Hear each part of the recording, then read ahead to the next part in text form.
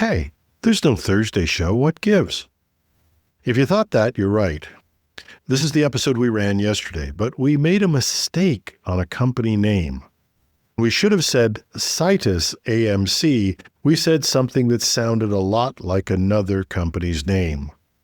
Now, we think a lot before we name a company that has involvement in a breach.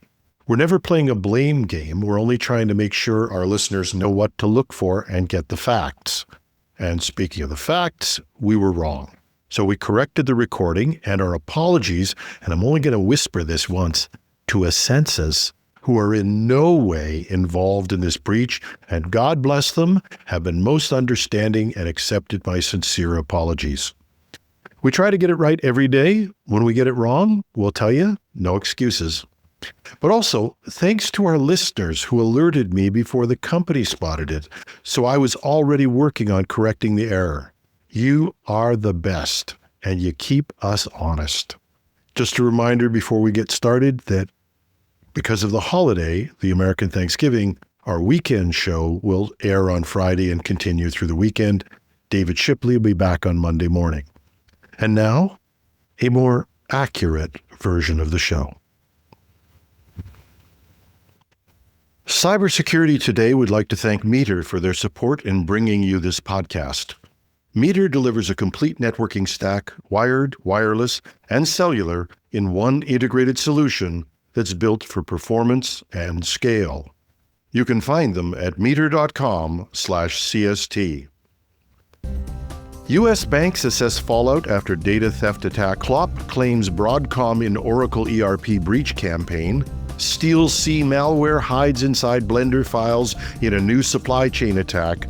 Shai-Hulud worm compromises 500 NPM packages, and old tricks still work with phishing scammers. This is Cybersecurity Today. I'm your host, Jim Love.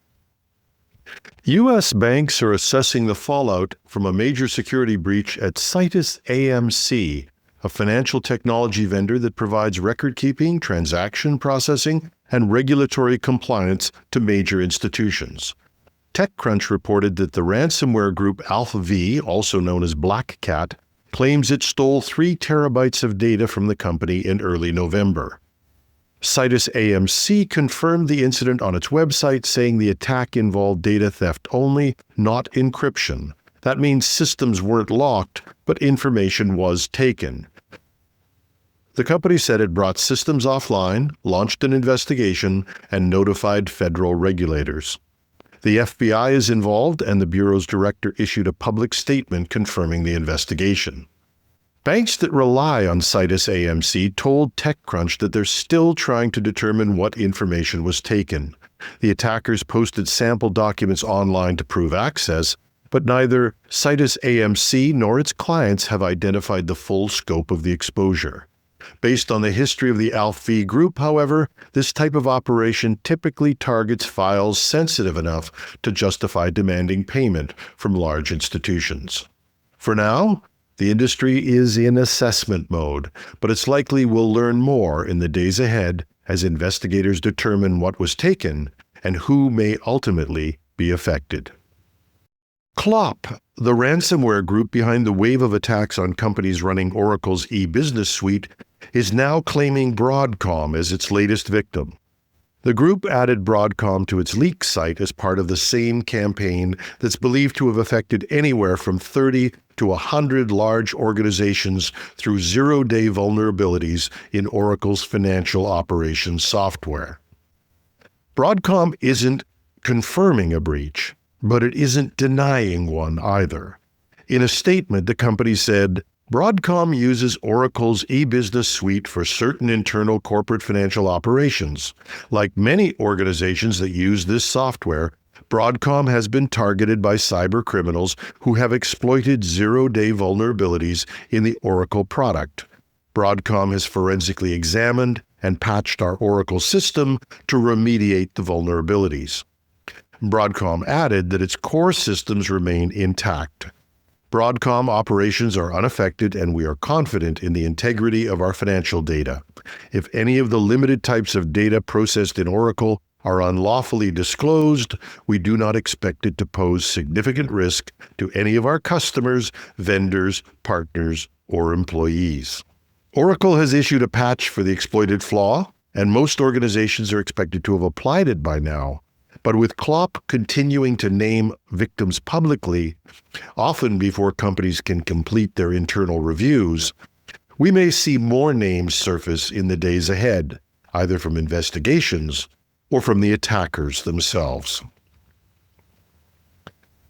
A new malware campaign is hiding malicious code inside Blender 3D models, turning an everyday creative workflow into an entry point for attackers. Bleeping Computer reports that tainted blend files, often shared on freelancing sites and model repositories, contain Python scripts that execute the moment the file is opened.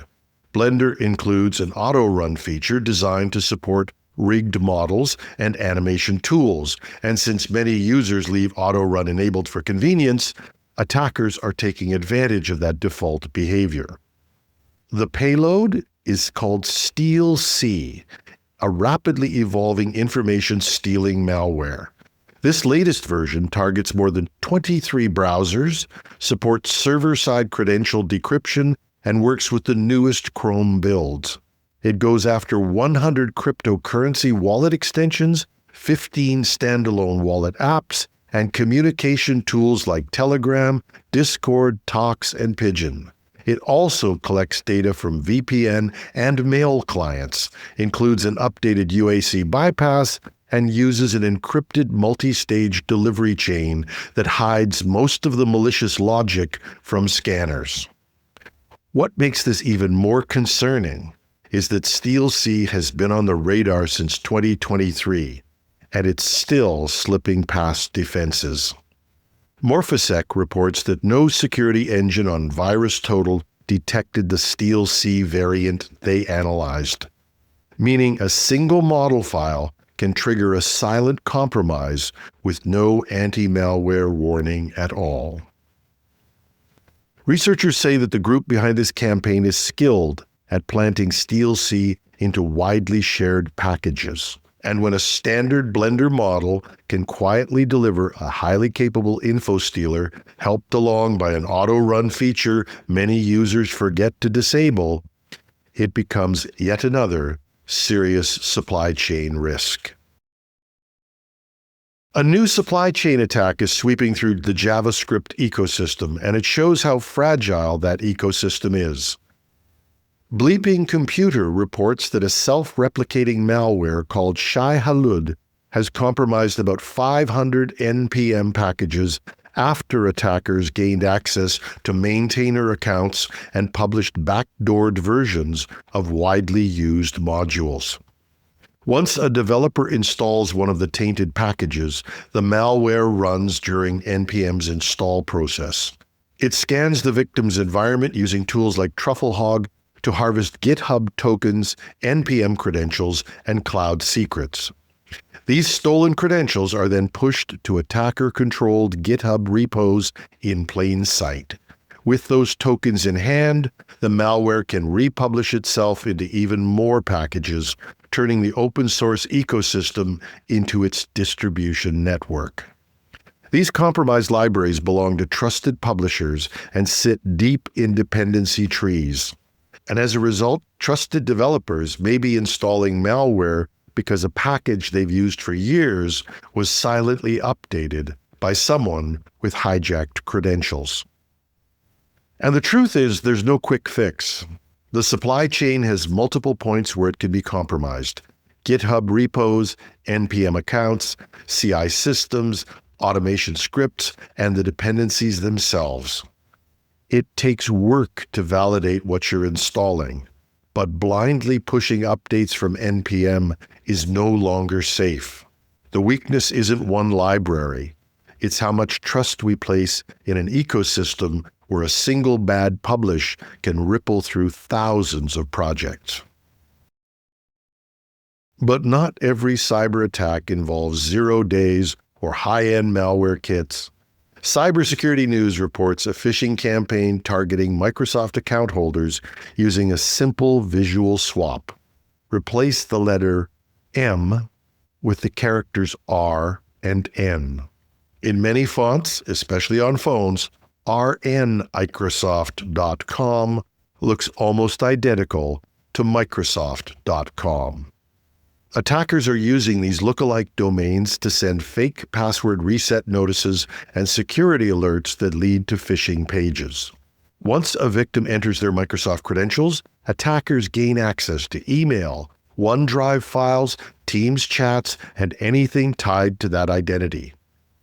Because the technique relies on visual deception rather than malware, traditional security tools often don't detect it.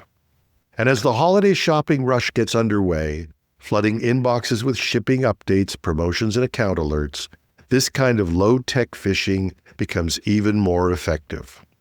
And hey guys, I'm not the god of all this, but one rule I have adopted: I will not, repeat, not, enter credentials into anything that's linked to a site that has been supplied to me in email or any other way. I will go on and type the name of that company, that URL myself, and if I can't find what they sent me, I don't care. It doesn't exist. But that's just me. And simple, dumb things like this may be the big thing we can use to help ourselves. Because while we focus on complex threats like AI-driven attacks and supply chain compromises, the simplest tactics still work because they exploit human attention and not software flaws. And that's our show. And in the spirit of Thanksgiving, we'd like to thank Meter for their support in helping bring you this podcast. Meter delivers full-stack networking infrastructure, wired, wireless, and cellular to leading enterprises. Working with their partners, Meter designs, deploys, and manages everything required to get performant, reliable, and secure connectivity in a space. They design the hardware, the firmware, build the software, manage deployments, and run support. It's a single integrated solution that scales from branch offices, warehouses, and large campuses all the way to data centers. Book a demo at meter.com/CST. That's METER.com/CST. And in our tradition of taking both U.S. and Canadian holidays, we'll be taking the Thanksgiving holidays, and our weekend shows will be running Thursday to Sunday. David Shipley will be back on Monday morning with the cybersecurity news. I'm your host, Jim Love, and to our U.S. audience, happy Thanksgiving. And to everyone, thanks for listening.